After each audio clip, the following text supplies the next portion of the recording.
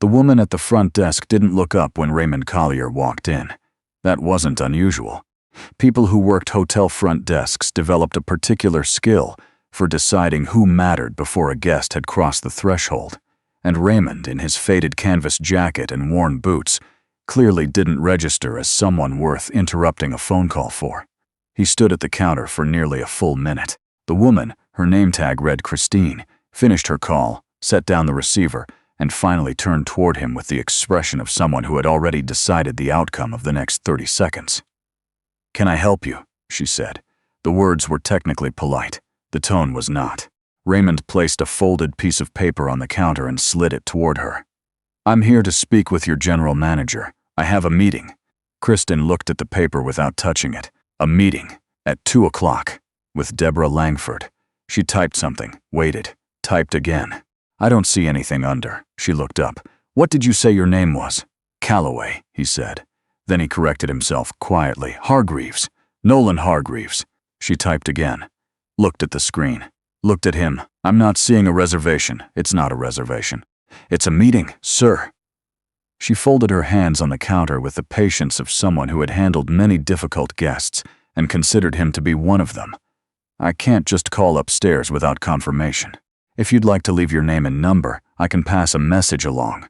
I've already been in contact with Deborah directly. She's expecting me, right?" Christine smiled thinly. "I understand. But without something in the system, there's not much I can do. You could have a seat in the lobby while I look into it, but I should let you know we're quite busy today. It may take some time." He looked at her steadily for a moment, not with anger, not with embarrassment, the look of a man who had heard that sentence many times before and was no longer surprised by it. "That's fine," he said. "I'll wait." He picked up the paper, folded it back into his pocket, and walked to the far end of the lobby, where a cluster of chairs sat near a window overlooking the harbor, and lowered himself into one of them as though he had all the time in the world. Nolan had come to Halifax on a Tuesday in late October because the Pemberton Grand was the kind of hotel that required a human eye before it required a decision. He had owned it, technically, held controlling interest through the Hargreaves Group for 6 weeks. The acquisition had been quiet. These things usually were. The previous ownership had been in financial difficulty for the better part of 2 years, the kind that didn't make headlines but showed up in deferred maintenance, in staff turnover, in a slow bleed of repeat guests to newer properties down the waterfront. He hadn't announced himself. He rarely did. There was more to learn from walking into a place as nobody than arriving as someone. The lobby from his chair near the window told a reasonable amount. The floors were clean. The holiday decorations, a week early, but hotels always rushed the season, were tasteful enough. The staff moved with the efficiency of people who had been doing this long enough to stop thinking about it, which could mean competence or habit, and those two things were not always the same. The front desk, though, he'd been watching it since he sat down. 3 staff members rotating through. A steady trickle of check-ins, a couple of complaints about room assignments that were handled with varying degrees of grace. Christine handled the complaints with something close to impatience she was working to conceal, and mostly succeeding. Mostly. A man in a damp raincoat approached the desk to ask something about the breakfast hours. She answered before he finished the question, curtly, gesturing toward a placard on the counter without looking at it. He thanked her. She was already on to the next thing. Nolan watched that. He also watched the bellman, a younger guy, maybe 25, who helped an elderly woman with her luggage without being asked, and then spent an extra moment pointing out where the elevator was, offering to walk her there. That was worth noting, too. He checked his watch. 2:15. His phone buzzed. A message from Deborah. "Running 5 minutes behind. Security will bring you up when you're ready. Just let Christine know you're here." He typed back, already in the lobby. "No rush." He didn't move. Deborah Langford had managed the Pemberton Grand for 11 years, which meant she had outlasted 2 ownership groups, a flood in the East Wing that took out 14 rooms for 6 months, a kitchen fire that made the local news, and a pandemic that had reduced the hotel to essential bookings and a skeleton staff for the better part of 18 months. She was 61, with the kind of measured calm that came from having survived things rather than from having avoided them. She ran a tight operation. Her numbers were reasonable. Her staff attrition was below the industry average for the region.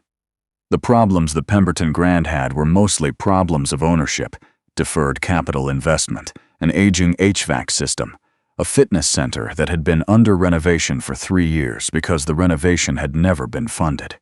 These were not Deborah's failures. Nolan knew that before he walked through the door. He was here because he had a habit of meeting the people he was going to work with, before he told them he was going to work with them. It was not a standard business practice. It had, over the years, saved him from some serious mistakes. When Deborah came down to the lobby herself, he had sensed word through the front desk. Eventually, she spotted him in the chair by the window and walked across the lobby floor with her hand already extended.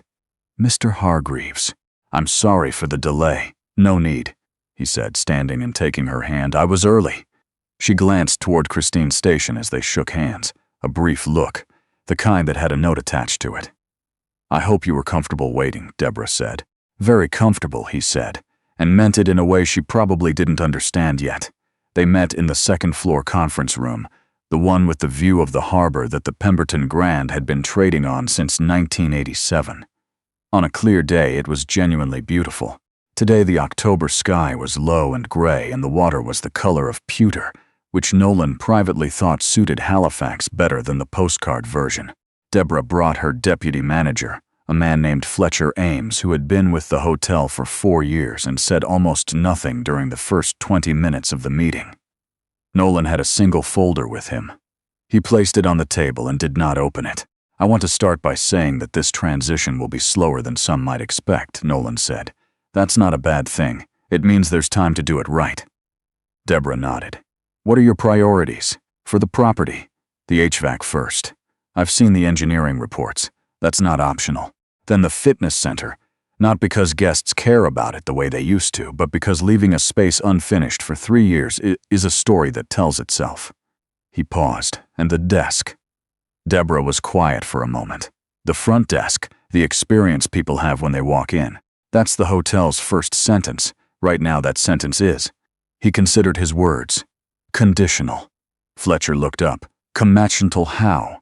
Nolan thought about the woman in the raincoat, about the question asked and answered before it was finished, about himself, standing at the counter for a full minute. "It's different depending on who's walking in the door," he said. "And that's a problem, because the people who are most likely to notice aren't the ones you'd expect. They're not the guests who complain. They're the ones who just don't come back." Deborah was watching him carefully. "I'd like to talk about your front desk team," Nolan said. "Specifically about your training approach and how you handle service consistency." "We do annual training," Fletcher said. "And new hire orientation covers service standards." "Right. What does it cover specifically?" Fletcher glanced at Deborah. Deborah looked at Nolan. "Walk me through what you observed," she said quietly. He told her, not with drama, not as an indictment, just the sequence. His arrival, the wait, the dismissal, the conversation that followed. He kept it factual and brief, because the facts were sufficient. When he finished, Deborah was quiet for a long moment. "That's not acceptable," she said. "No," he agreed. "It isn't. I want to be clear that it isn't what I train for," she said, "and it isn't what this property should stand for." "I know that," Nolan said. "That's why I'm telling you directly instead of putting it in a report." She looked at him steadily. There was something in that look that he recognized, the combination of professionalism and genuine care for a place that people carried when a thing they'd built, or protected, or sustained through hard years was suddenly under someone else's authority. He had seen it before. It was worth taking seriously. "I'm not here to replace what's working," he said. "There's a lot that's working. Your retention numbers, your operational costs, your vendor relationships, those are good. Those are real. What I'm asking about is the parts that aren't working, and how we fix them together." Fletcher uncapped his pen for the first time. Nolan didn't tell them who he was precisely in that first meeting, not the full picture. He introduced himself as representing the Hargreaves Group, which was accurate, and discussed the transition in terms of a new ownership team, which was also accurate, and left the details of his own specific role in that structure for a conversation that required more context to be useful. This was not deception. It was timing. He had learned over 30 years in this work that people who knew they were talking to the final authority in a room behaved differently than people who thought they were talking to a capable representative. The former produced performances. The latter produced honesty, and honesty was what he needed before any decision was worth making. He'd started this way with the first property he ever acquired, a mid-sized marina in Lunenburg, the summer he was 34, using borrowed capital and what his accountant at the time had called optimistic projections. He'd walked in as an interested buyer, and spent a week there in a rented room before he ever made an offer, learning the rhythm of the place, which staff genuinely cared about the water, and which ones were just waiting for summer to end. That was 26 years ago. The Hargreaves Group now held interests in 41 properties across Atlantic Canada and parts of Ontario. The Pemberton Grand was the largest single acquisition in the portfolio, and the most personally interesting to him because Halifax was his city. He'd grown up in Dartmouth. He'd gone to school on the peninsula. He'd left for 15 years and come back with money and a different kind of understanding than the one he'd left with. He did not come back to impress anyone. He came back because this was where he understood things clearly, and clarity, he had learned, was the rarest resource in any business. The walk back through the lobby after the meeting took longer than it needed to. Nolan moved slowly.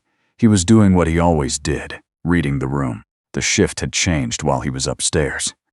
A different person was now at the position where Christine had stood, a younger man who was helping a family with 3 children navigate the check-in process with what appeared to be genuine patience. One of the children, a small girl in a yellow raincoat, was asking him a question about whether the hotel had fish in the restaurant that she could look at, not eat. Look at.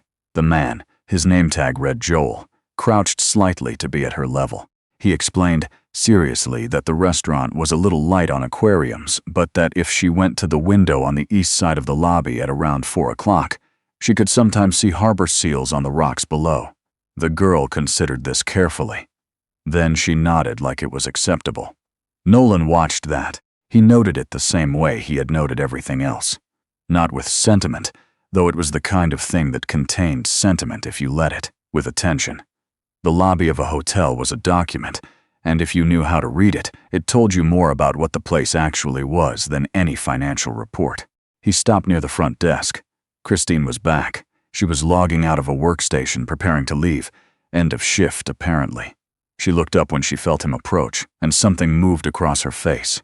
Not recognition exactly, not guilt, just the slight recalibration that happened when you sensed you had underestimated a moment and couldn't quite identify when. "Is there anything else I can help you with?" she said. "No," Nolan said. "I was just heading out. Thank you." She nodded and looked away, and that was all. He didn't make a note of what she'd done that morning. Not on paper. He simply carried it, the way you carry information that doesn't need to be written down because it isn't about documentation. It was about the pattern. The pattern would not change, he knew, because one morning went poorly. Patterns required something structural. A different kind of conversation, a different kind of expectation, a different kind of standard built into the way the place operated from the first day of hire forward. That was his job, or part of it. He called his brother from the car. Graham Hargreaves was 5 years younger and ran the Hargreaves Group's property management side with a methodical precision that Nolan had relied on for the past 12 years. He was the reason the operational side of the business ran as well as it did, and Nolan told him so occasionally in the limited vocabulary of appreciation that passed between them. "How was it?" Graham asked. "Good," Nolan said. "The GM is solid. She knows the property. She knows her people. But HVAC is a priority, not eventually. The fitness center is going to be a conversation, because whoever gave the estimate 3 years ago gave a number that no longer applies, and we need to look at how they're running front desk orientation." Graham was quiet for a second. "Customer service issue?" "Gap issue," Nolan said. "There's good people there. There's also a default that kicks in when the training stops mattering. And in a hotel, the training stops mattering by the end of the first month if you're not actively reinforcing it. You're going to be a regular presence. For a while, yes, the board is going to ask about that. Tell them it's part of the transition process. That's vague enough that they'll accept it and specific enough that they can't argue with it," Graham said. "You've always been good at that." Nolan looked out at the harbor, visible for a moment through the gap between buildings as he drove. The gray water, the slow movement of a container ship in the distance. "It's a good property," he said. "It should be a great property. How long do you give it?" He thought for a moment. 2 years to see it clearly, another year to know if we got it right, 3 years, at least. Graham made a sound that was not quite a sigh and not quite acceptance, but somewhere between the two. "And you're going to be there how often?" "As much as I need to be." "Right," Graham said. "I'll let Margaret know to block your calendar." He was back at the Pemberton Grand 3 weeks later. He checked in this time, under his own name, in his own capacity. He had chosen the moment with the same deliberateness he brought to most things. Long enough that Deborah had had time to sit with the first conversation, long enough that whatever she had decided to do with what he'd told her had been done. He walked in through the main entrance with the same canvas jacket and the same worn boots, because he owned the jacket and the boots and did not own different ones for different contexts. The person at the desk this time was a woman he hadn't seen before, a new hire, it turned out, who had started 9 days earlier. Her name was Anise. She smiled before he was at the counter. "Welcome to the Pemberton Grand," she said. "Checking in?" "I am, Hargreaves," she typed. Located the reservation, went through the process with a natural ease that was neither rushed nor performed, asked if he had a preference on floor. Gave him a brief, practical rundown of the breakfast hours and the Wi-Fi, the things people actually asked about, without the scripted length that most hotels still hadn't managed to trim. When she handed him the keycard, she said, "I hope you enjoy your stay, Mr. Hargreaves," and meant it, or sounded like she meant it, which in hospitality was most of what meaning it required. He said thank you, and meant that. In the elevator, he took out his phone and sent a message to Deborah. "Arrived. Lobby looks good. We'll talk in the morning if that works," she replied within a minute. "It does. See you at 8. He put the phone away. The elevator opened on the 6th floor. His room was at the end of the hall on the harbor side with a view he hadn't seen yet but had been told about. He walked toward it with his bag over one shoulder, unhurried. He was, when he thought about it, which he rarely did, because it had stopped feeling notable some years earlier, the person who owned this hallway, and the carpet under his feet, and the window at the end of it, and the front desk 6 floors below, and the conference room on the 2nd floor, and the east wing with its newer plumbing and the west wing with its older plumbing, and the kitchen in the basement that had caught fire once and been rebuilt better than it had been before. He did not think about this in a way that made him feel large. He thought about it in a way that reminded him that it required something of him, the same thing owning anything required, when done with care. Attention. Patience. The willingness to walk in through the front door without announcing yourself and see what was actually there. He had made his money, years ago now, in a way that had required him to move quietly. Not because he was ashamed of the work, because the work had taught him that the loudest signal in any room wasn't always the most accurate one. The women at Christine's counter who got the warmest greeting were not always the ones with the most money. The man in the canvas jacket was not always what he appeared to be, and the hotel that looked fine from the outside, that had the right numbers in the right columns, could still have a gap at its center that no spreadsheet had managed to capture. These were things you had to see yourself. He unlocked the door. The room was clean and quiet, and the view was exactly what he'd been told to expect. The dark water, the far shore lights beginning to come on as the afternoon moved toward evening, a sky that had cleared since that morning into something that belonged to the season. He set his bag down on the chair and stood at the window for a moment without turning the lights on. This was what he was here for, not the acquisition, not the capital plan, not the HVAC timeline, or not only those things.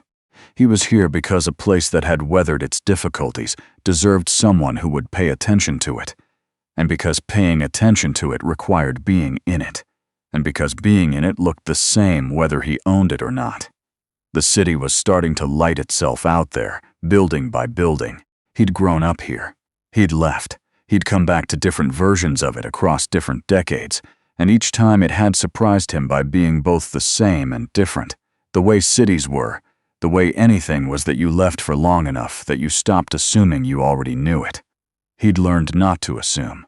Not about cities, not about people, not about hotels with good numbers and a gap at the center.